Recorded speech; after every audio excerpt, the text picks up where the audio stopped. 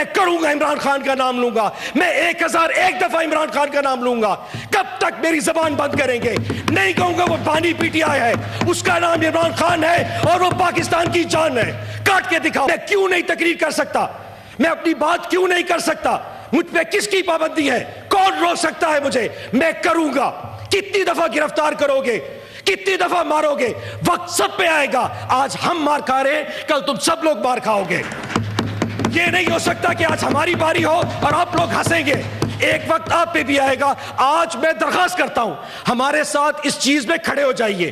ہم سے غلطی ہوئی ہے لیکن یہ غلطی آپ بھی دہرا رہے ہیں. سر آج ایک بہت ہی افسوسناک دن ہے جی. جس طریقے سے آج سینٹ کو بلڈوز کیا گیا, تمام لیجسلیشن کی گئی, قانون سازی کی گئی ہے.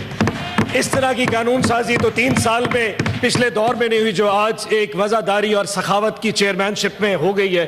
یہ ظلم شاید پہلی دفعہ دیکھا ہے سر. اور جس طرح کا رات کی تاریکی میں کمیٹیاں بنائی گئی اور پھر چیئرمین صاحب اپنی معصوم, اب تو چلے گئے, معصومیت میں کہہ بھی بیٹھے کہ پارلیمانی لیڈر اور لیڈر آف اپوزیشن کل چائے پہ آ جائیں, تو اچانک تارڑ صاحب کے اعتراض میں نے کہا جی چائے کی دعوت کینسل ہو گئی ہے, چیزیں ویسی کی ویسی اسٹیٹس کو میں برقرار ہیں. میں اس ہمت کو بھی ان کو سلام پیش کرتا ہوں سر. سر میرے 2-3 ایشوز ہیں. سب سے پہلے چیئرمین صاحب ایک آرٹیکل ہے, آرٹیکل 84, جو کہ طاقت دیتا ہے آپ کو پروڈکشن آرڈر جاری کرنے کا, اعجاز چوئی صاحب کا, کسی بھی سینیٹر کا جو کہ جیل میں ہو. میری التماس ہے اس آگسٹ ہاؤس سے کہ اس آرٹیکل کو سکریپ کر دیتے ہیں سر. اس کی وجہ سر آرٹیکل کا اس کا فائدہ ہے نہ اس قانون کا کوئی, نہ ہی اس کا کبھی کوئی استعمال ہو سکا. آج یہ چیز ہے کہ سر اعجاز چوئی صاحب کو 1.5 سال کے قریب 1.25 سال سے اوپر ہو گیا ایک شریف آدمی کو, اور ہمارے اس سینٹ میں اتنی جرت نہیں ہے کہ ہم آج بجٹ سیشن میں صرف آدھے گھنٹے کے لیے اس کو بلا کے یہاں بٹھا دیتے. سر یہ وقت ایک جیسا نہیں رہے گا. وہ what goes around comes around. آج ہماری باری ہے, کل کو سب کی باری آئے گی. میں کہوں سر ہم سے, میں بات سنیں, ہم سے بھی غلطیاں ہوئی ہیں سر. میں آج بتاؤں, ہم سے ہمارے دور میں بھی غلطیاں ہوئی ہیں. جن لوگوں نے ہمیں, میں مانتا ہوں, جن لوگوں نے ہمیں اس وقت اس ایم این اے کا پروڈکشن آرڈر جاری کرنے نہیں دیا تھا, شاید وہی آج آپ کو اعجاز چودھری کا بھی پروڈکشن آرڈر جاری نہیں کرنے دیں گے. لیکن عرفان صاحب, تارڑ صاحب, آج وقت ہے کہ ضمیر کی سن لیتے ہیں, کسی اور کی نہیں سنتے. شاید یہ وقت پھر جب ہم پہ آئے گا, ہم بھی پھر ضمیر کی سنیں گے, ان کی نہیں سنیں گے. آج آپ ایک دفعہ ضمیر پہ فیصلہ کر دیجئے. تا حیات سینٹ میں کسی کی جرت نہیں ہوگی, جب کوئی سینٹ یا ممبر آف دا پارلیمنٹ جیل میں ہوگا, اس کا پروڈکشن آرڈر جاری ہوگا, میں دیکھتا ہوں کس کی جرت ہے جو اس کو روکتا ہے کہ وہ اجلاس میں شرکت نہ کر سکے. کاکڑ صاحب, میں سمجھ سکتا ہوں کہ آپ کی کتنی ایک کیپیسٹی ہوگی اس معاملے پہ, بٹ کم از کم اس چیز کو یہاں اٹھانا بہت ضروری تھا. نمبر 1. نمبر 2 سر, 2 چیزیں ایسی ہوئی ہیں پچھلے 2 دن میں جو بہت تکلیف دہ ہیں. Number 1 sir, leader of the opposition Umar Younis صاحب کل سرگودا میں گئے. پورا پاکستان نے ایک تماشا دیکھا. Leader of the opposition national assembly کا سرگودا میں دہشت گردی کی عدالت باہر گیا اپنے ضمانت کی کیس میں. سر 7 گھنٹے اس کو باہر کھڑا رکھا, پولیس کی تمام گاڑیوں نے اس کو بلاک کر دیا. 7 گھنٹے بعد اچانک یہ فیصلہ آ گیا, کیونکہ عمر ایوب وہ ملزم جو کہ دہشت گردی کی عدالت میں مطلوب تھا, وہ عدالت کے اندر جج کے سامنے پیش نہیں ہو سکا, اس لیے اس کی ضمانت کینسل کر دیتے ہیں. سر اس قسم کی تماش بینی تو دنیا میں کہیں نہیں مل سکتی کہ ایک ملزم عدالت جانا چاہے, آپ پیش نہیں ہونے دیتے اور پھر اس کے بعد اس کی ضمانت کینسل کر دیتے ہیں. یہ ایک تماشا کہاں پہ ہو سکتا ہے؟ دوسرا سر, میں ایک ورکر کنونشن پہ کھانیوال گیا جی, آج سے 3 دن پہلے. پاکستان میں سیاسی پابندیوں پہ کوئی پابندی نہیں ہے. میں وہاں گیا سر, کم از کم 1000 کے قریب پولیس اہلکار وہاں پہ باہر پوسٹ کر دیے جی کہ یہاں پہ کنونشن نہیں ہو سکتا. 4 دیواری کے اندر کنونشن تھا. میں کسی طرح گھس گیا. جب میں نے تقریر کر لی سر, تو ساری پولیس مجھے گرفتار کرنے کے لیے آ گئی کہ تم نے تقریر کیوں کیا. کیا پاکستان میں ایک میرے جیسے شہری کو تقریر کرنے کا کوئی حق نہیں؟ سینیٹر کو چھوڑ دیں, میں کیوں نہیں تقریر کر سکتا؟ میں اپنی بات کیوں نہیں کر سکتا؟ مجھ پہ کس کی پابندی ہے؟ کون روک سکتا ہے مجھے؟ میں کروں گا. کتنی دفعہ گرفتار کرو گے؟ کتنی دفعہ مارو گے؟ وقت سب پہ آئے گا. آج ہم مار کھا رہے ہیں, کل تم سب لوگ مار کھاؤ گے. یہ نہیں ہو سکتا کہ آج ہماری باری ہو اور آپ لوگ ہنسیں گے. ایک وقت آپ پہ بھی آئے گا. آج میں درخواست کرتا ہوں ہمارے ساتھ اس چیز میں کھڑے ہو جائیے. ہم سے غلطی ہوئی ہے لیکن یہ غلطی آپ بھی دہرا رہے ہیں. میرے جانے کے بعد کل اس ڈیرے پہ میرا جو ایم پی ہے فیصل نیازی, اس کے ڈیرے پہ پولیس پھر گئی.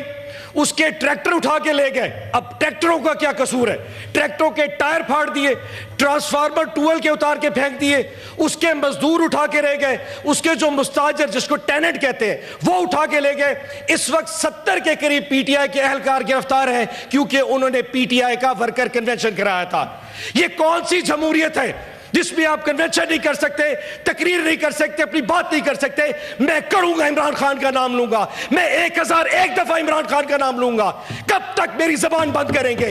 نہیں کہوں گا وہ بانی پی ٹی آئی ہے, اس کا نام عمران خان ہے اور وہ پاکستان کی جان ہے.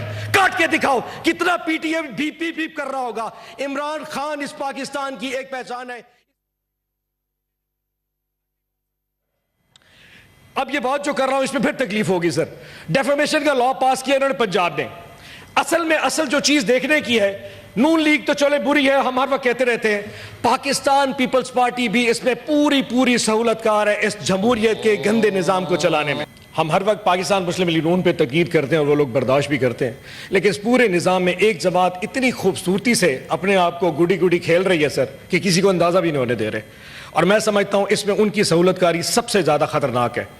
ڈیفیمیشن کا لا پنجاب میں آیا تو پیپلز پارٹی نے کہا کہ جی ہمارے اس لا سے تعلق نہیں. جو ان کے وہاں پہ لیڈر آف دا ہاؤس ہیں یا جو پارلیمانی لیڈر ہیں, انہوں نے کہا جی پاکستان پیپلز پارٹی اس کو ڈیفینڈ نہیں کرے گی. قانون وہاں پہ نون لیگ نے پاس کروا دیا. جس دن پاس کروایا گورنر سے سائن کروانا تھا. اتنی کمال خوبصورتی سے پاکستان پیپلز پارٹی نے اپنے گورنر کو دبئی چھٹی کے لیے بھیج دیا, اور مجھے یقین ہے اس کے ٹکٹ کے پیسے پاکستان مسلم لیگ نون نے ادا کیے ہوں گے. وہاں 5 اسٹار میں ہوٹل کی اسٹے کری ہے. 1 ہفتے کے لیے وہ صاحب بہادر دبئی چلے گئے, اور جب وہ دبئی, صاحب بات تو کرنے دے, ڈیفیمیشن لا میں 30 لاکھ جرمانہ نہ کرا دیجیے گا. جب وہ جو واپس دبئی چلے گئے تو پیچھے میں جس اسپیکر نے اپنے پارلیمنٹ پنجاب کی اس اسمبلی میں وہ لا پاس کیا تھا, وہ آرام سے گاڑی پہ سوار ہوتے ہیں اور وہاں سے اسمبلی سے نکل کے گورنر ہاؤس میں قائم مقام گورنر بنتے ہیں اور آرام سے سائن کر کے واپس چلے جاتے ہیں. اور جیسے ہی واپس اسپیکر ہاؤس پہنچتے ہیں گورنر صاحب دبئی سے پھر لینڈ کر جاتے ہیں. اور پھر اوپر سے پیپلز پارٹی کا بیان آتا ہے کہ ڈیفیمیشن لا میں پاکستان پیپلز پارٹی بالکل کردار ادا نہیں. سر یہ وہ جماعت ہے جس کی آج سٹیٹمنٹ آئی ہے کہ ہم سے بجٹ کے بارے میں نہیں پوچھا گیا, ہم سے بجٹ پہ کوئی سفارشات نہیں لی گئی. اور آج اس دن اسی وقت آج سے 3 گھنٹے پہلے پاکستان پیپلز پارٹی کا ہی رکن فائنانس کمیٹی کا پاکستان مسلم نون کی مشاورت سے ابھی بن چکا ہے. یہ کس قسم کی منافقت ہے, یہ میری سوچ سے باہر ہے.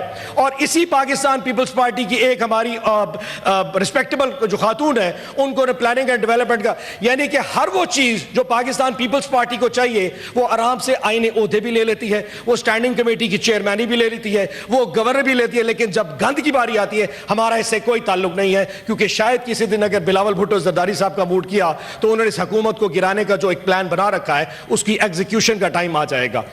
آخری چیز سر جو بہت امپورٹنٹ ہے سر, 3 ججز 3 لوگوں کا فیصلہ اسلام آباد ہائی کورٹ میں ہونے والا تھا اور فیصلہ بالکل مکمل ہو چکا تھا کہ پاکستان پیپلز تحریک انصاف کے 3 ایم این اے جو کہ الیکشن فارم 45 پہ جیت چکے تھے 8 فروری کو, ان کا فیصلہ 2 مہینے ٹریبیونل سلطہ رہ گیا.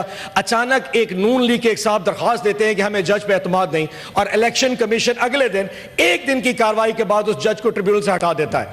سر یہ پاکستان میں ہی ہو سکتا ہے کہ 1 مہینے کی کاروائی جج صاحب کر لیں جس میں وہ جماعت جھوٹی پائی جائے اور خدشہ ہو کہ 3 ایم این اے چلے جائیں اور وہ تینوں ایم این اے اسلام آباد سے ہوں, اور آپ کو کیونکہ 2/3 اکثریت بھی چاہیے اور اس میں ریزرو سیٹس بھی جانی ہے, آپ نے اچانک جج تبدیل کر دیا.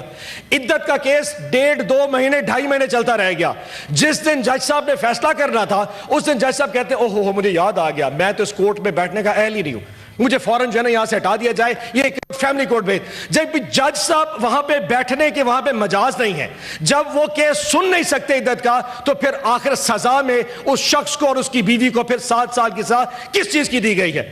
یہ کون سا قانون ہے کہ جج تو سننے کا اہل نہیں ہے لیکن ملزم 7 سال جیل میں رہے گا؟ سر یہ قانون نہیں چل رہا, یا انصاف نہیں چل رہا, یا جنگل کا قانون چل رہا ہے. یہاں جو لوگ اس جنگل کے قانون کو چلا رہے ہیں وہ بھول چکے ہیں کہ یہاں خدا بھی بستا ہے. اس ریاست میں عوام بھی بستی ہے, اس ریاست کے عوام کی بددعائیں بھی بستی ہیں.